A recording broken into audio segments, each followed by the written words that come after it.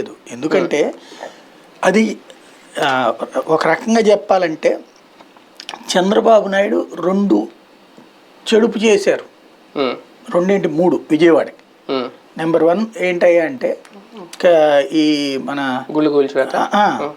ఎక్కడైతే bench circle fly అది ఎక్కడ ఉండాలి అసలు రామవరప్పాడు అవతల వెళ్లాల్సినటువంటి దాన్ని నాని ప్లానింగ్ ఏంటి నిజంగా ట్రాఫిక్ కోసం చాలా బాధ్యతాయుతంగా స్కెచ్ చేశాడు అతను.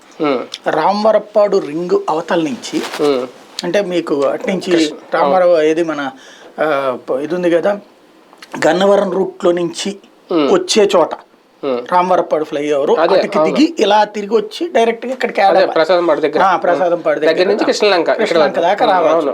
దాన్ని మధ్యలో నోవాటెల్ దగ్గర చెడగొట్టింది చంద్రబాబు. అక్కడ కట్ చేశారు బికాజ్ ఓన్లీ ఫర్ నోవాటెల్ యాజమాన్యం కోసం. అది ఆనాడే అసంతృప్తి వ్యక్తం చేసినటువంటి పరిస్థితి. రెండవది కనకదుర్గ వారధికి సంబంధించి కనకదుర్గ గుడి దగ్గర ఉన్నటువంటి ఫ్లైఓవర్ కి సంబంధించి చంద్రబాబు నాయుడు వాళ్ళెవరో ఎవరు కాంట్రాక్టర్ చంద్రబాబు నాయుడు ఒకళ్ళని ప్రోత్సహించాడు. వాళ్ళు కట్టలేరు అని చెప్పేసి గడ్కరీకి చెప్పినా కూడా వినకుండా చంద్రబాబు నాయుడు వాళ్ళకే బలవంతంగా ఇప్పించాడు. దాని మూలం కన్స్ట్రక్షన్ ఆగిపోయింది కదా. వాడేంటి ఆల్రెడీ అప్పుల్లో ఉన్నాడు. ఎంత డబ్బులు ఆడి అకౌంట్లో వేస్తే అది బ్యాంకు లాగేసుకుంటుంది. అట్లాంటి వాడితో సోమా బిల్డర్స్ వాడి వల్ల కాదురా నాయన అంటే లేదని చెప్పి చంద్రబాబు ఎందుకు ఇవ్వవంటూ రచ్చ చేశారు.